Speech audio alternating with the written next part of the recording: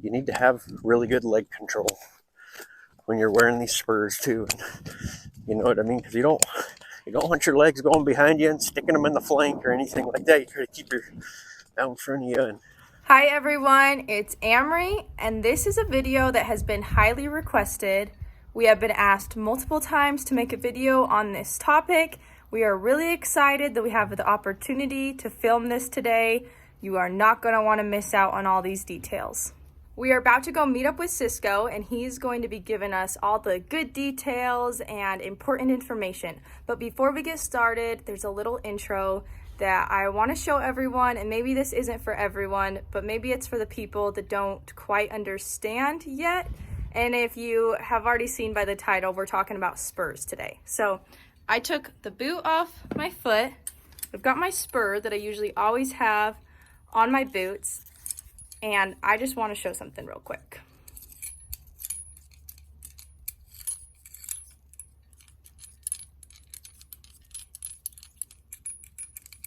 Okay, so as you can see, I know sometimes they look super sharp and rough, but in reality, they're not going to cut a hole through my neck or a horse's side or anything like that.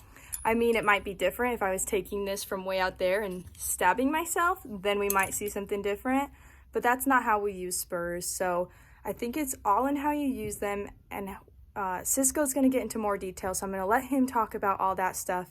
But I hope that this little intro with the spurs on my neck gives you a better understanding that these things aren't as dangerous as they might look or as severe as they might look. Okay, Cisco is in the round pen with Charlie Brown, so this is not only going to be a good lesson on spurs, but this is Charlie Brown's first time with spurs. So he's going to take us through and show us the process. okay, everybody, here we are with Charlie Brown. I think he's about ready for spurs. We're going to go ahead and put spurs on him today for the first time, but I'll kind of show you guys how we introduce them to him and stuff, and why we introduce them to him, and at what point do I think they need spurs. We'll get Charlie Brown warmed up, and I'll show you kind of the point of where I go ahead and put him on. Okay. Okay. Oh, I don't know. I think this is Charlie Brown's 6th ride or so, but anyhow, we'll just go ahead and go here. But as you can see, my foot's banging on him pretty hard here in order to get him to go.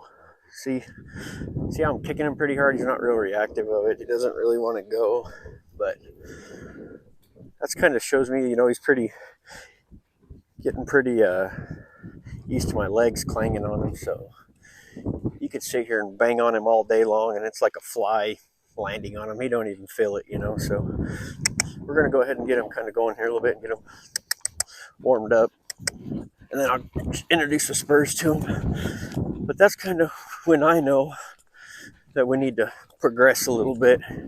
And of course, in the round corral here, he doesn't think he has nowhere to go, so they're really going to be lazy about it. But we've been riding him in the arena, and he's the same, just like he is in here. You're really banging on him, your legs get real tired, but you got to use your rein quite a bit to get him to go, which is normal for colts. But we're going to introduce these spurs to him and whatnot. We'll just kind of get him warmed up here. All right. Okay. We'll go this way. All right, real quick, the other direction. Come on, Charlie. See, and I'm kicking on him pretty hard here. He's not really going with my feet. It's more of me tapping him with my rein.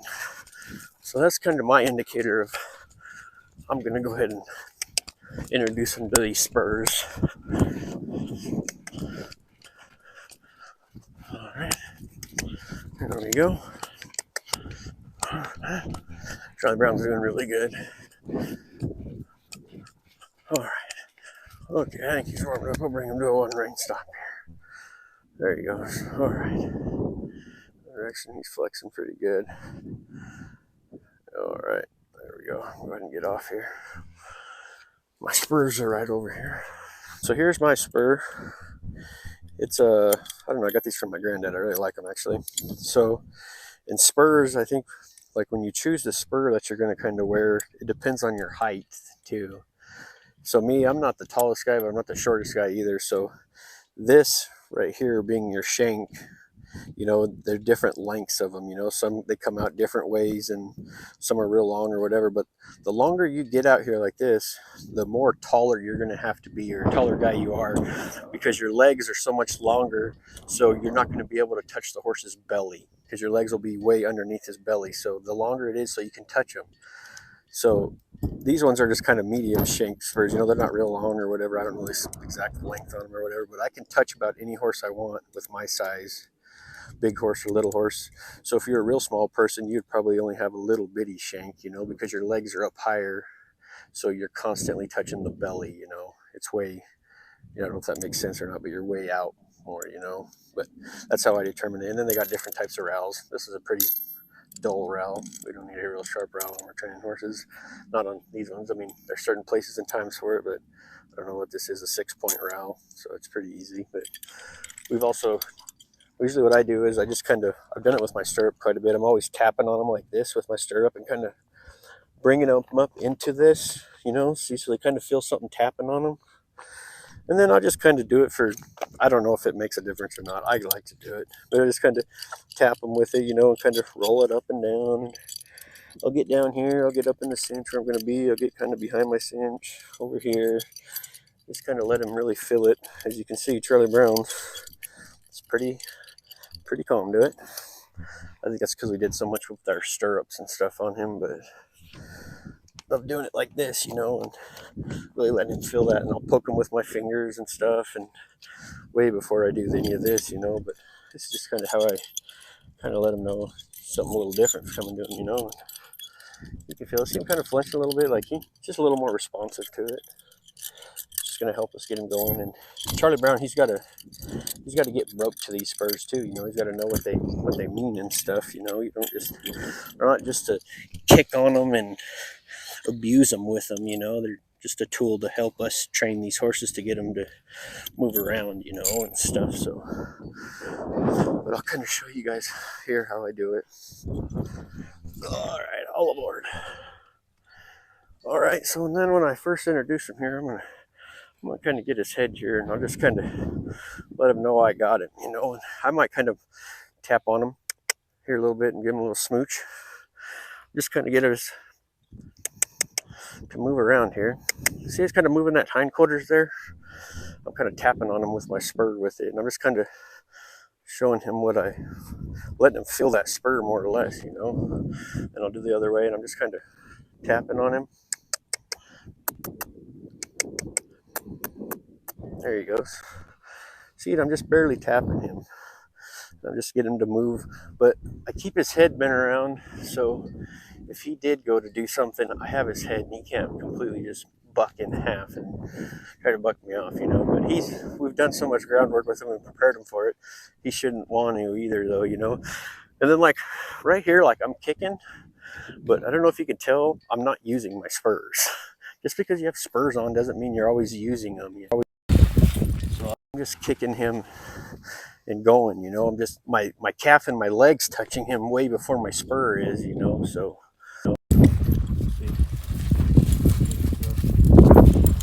now I'm touching him with my spur. See right there, I'm touching him with my spur. So, and it depends on different horses too. Some horses are way more sensitive than other horses. Not super sensitive, but not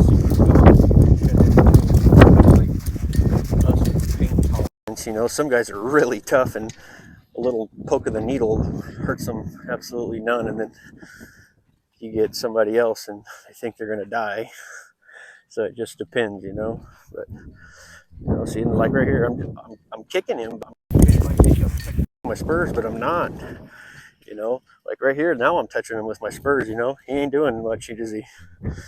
He's got to get broke to my spurs too. He's got to know what they mean. You know, so I'm just kind of kicking him around here. There we go. Now let's see if we can get him to trot here. There we go.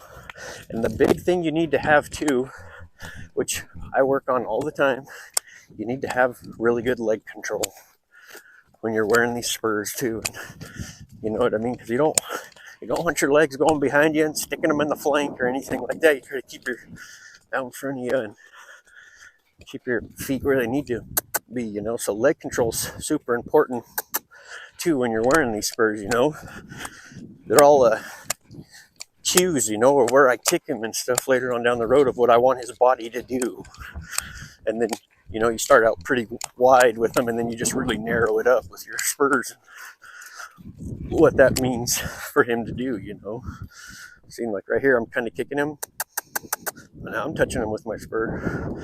You bet he feels that. And it's more of just like a little tickling sensation for him, you know. He's kind of like, huh, what's that? You know, and eventually they learn to get off of that, you know, and go that way. But it'd be hard for me to train a horse without my spurs, you know. My legs would get so tired, you know, because we ride a few other horses besides Charlie Brown, you know, and they're not really listening to you, you know. You just kind of tap on them with your spurs, you know, just kind of a little bit of an incentive to get moving here, you know. See, and I got him. Ooh. See, but that's that. But we can obviously in the round trail, I start out because I don't want nothing to happen, but I prepare myself just in case something does happen. I'll be in the round trail, but we'll go out in the arena. He's been out in the arena without my spurs, but we're going to go in there with my spurs. And if anything, they'll be more reactive out there and they can get a little scared and stuff. So let's go out there and try it.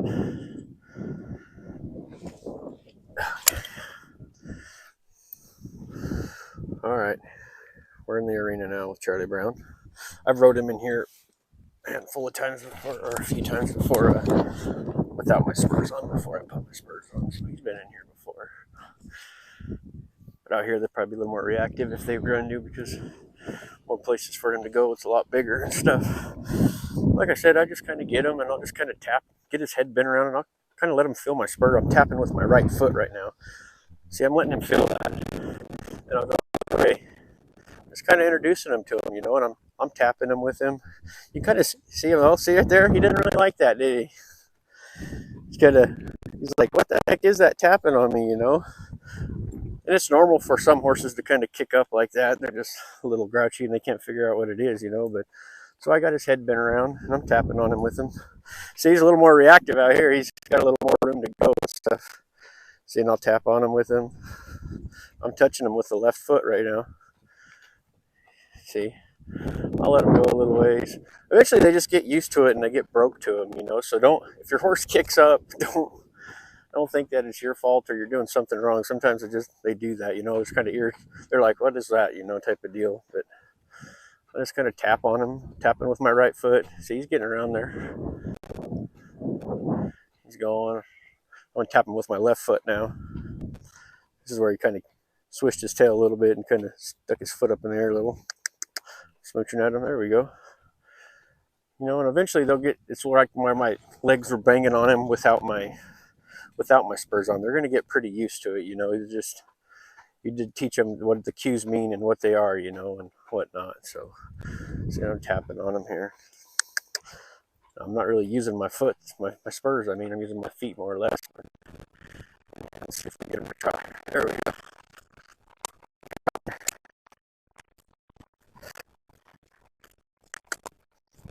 Squeezing with my feet a little bit, my spurs, I'm tapping on him. See, it don't take much and he's going to go with them spurs now. I'll kind of smooch at him a little bit.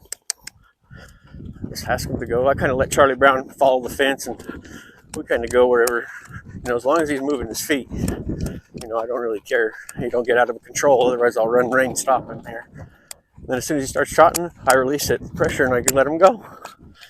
You know, just slowly start introducing him to him. You know, don't have to be a bad deal or anything. So he's doing real good. I'll let him go here.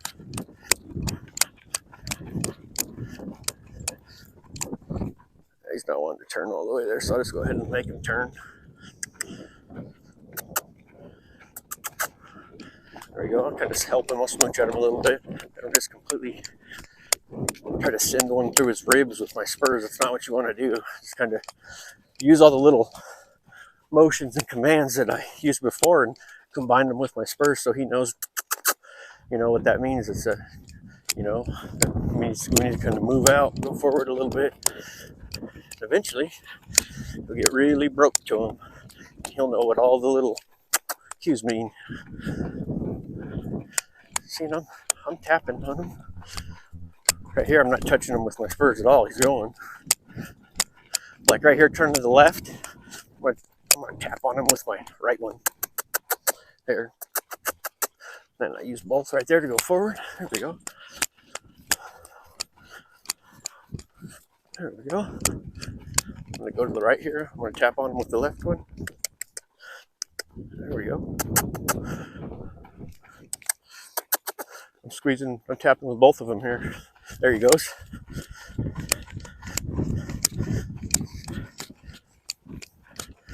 Now, I know it's really hard, but if he went to doing something funnier and he jumped forward real bad and took off running, I'm going to do my absolute best not to grab him with my spurs, because as a reaction of him doing what he's doing, it'll be my reaction to kind of try to hold on, but you don't necessarily want to hold on with your legs and stick your spurs in them and squeeze real hard. That's going to make him really reactive, so I want to just try to get his head bent around and try to keep your feet in the stirrup, keep your heels down, and try to keep your spurs out of them, and sometimes it's inevitable. You're going to accidentally poke on them, you know what I mean? But that's just part of getting broke to them spurs and stuff, But right here, he's doing good. Right here, see, I'm tapping on him with my spurs now. Yep, he feels my spurs. That's them. I'm tapping on him now with them. I'm going to let off. See, right here, now I'm just using my calves and my heels, my legs. I'm not touching him with my spurs. Now going to the right. Now I'm kind of touching him to the right. Going to the left, I mean, with my right foot. I'm tickling him a little bit with my spurs. See, there, nice turning with it. See, he kind of knows.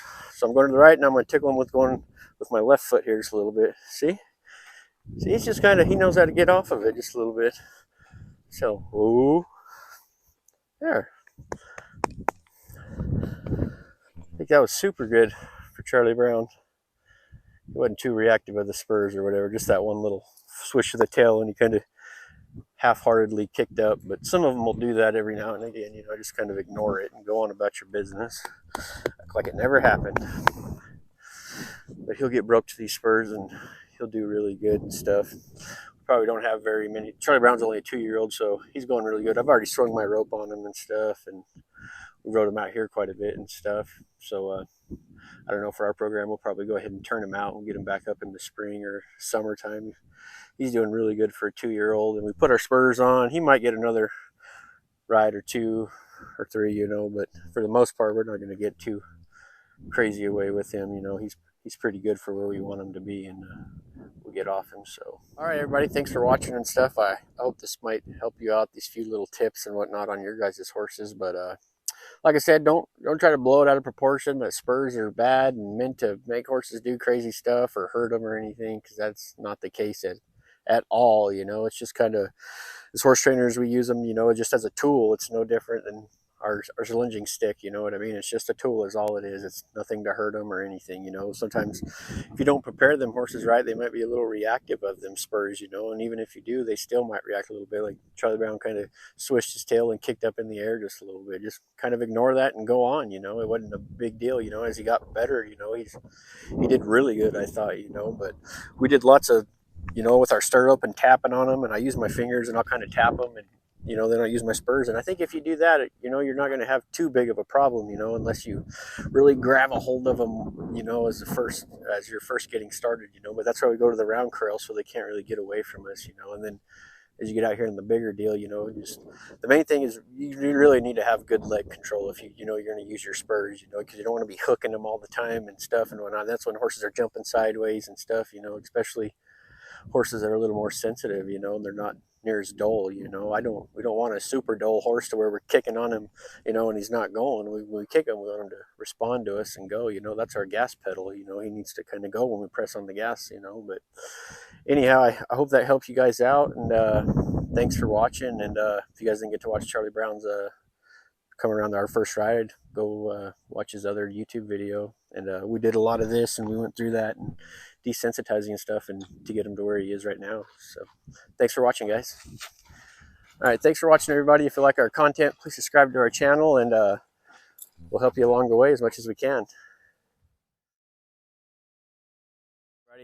I think when you're choosing like the spur you want, you don't want to be a little short person, you know, maybe 4 or 5 foot tall or something, and have a big shank spur, you know. And this being the shank, you know, that comes out, you know, you don't want one that's that long on your spur if you're not real tall, because I think to make it where you kind of understand it a little more, you know, if you're a real short person, you know, obviously your stirrups are going to be up higher. So that means your leg, like your into your heel, will probably be right there in the widest part of his belly. So your foot's going to touch real easily, you know what I mean? So you want a shorter shank, you know what I mean? Because you can touch it so easily. It doesn't take a long one to get and reach him. But now, like, you know, me, I'm not the tallest guy, but I'm not the shortest guy, so I kind of got in between, you know. But so my leg's probably going to hit down here a little lower, you know, this being the widest part of his belly. But as my leg goes down, you know, it goes underneath him, so I can't reach him with my foot. My leg's going to hit first before my heel will. So that's why you have a longer shank spur for the longer guys. You know, they got a longer one so they can reach their belly and touch them. Otherwise, they wouldn't be able to reach them, you know. So that's what the difference in the shanks and whatnot, and how you can kind of judge what kind of spur you need, you know.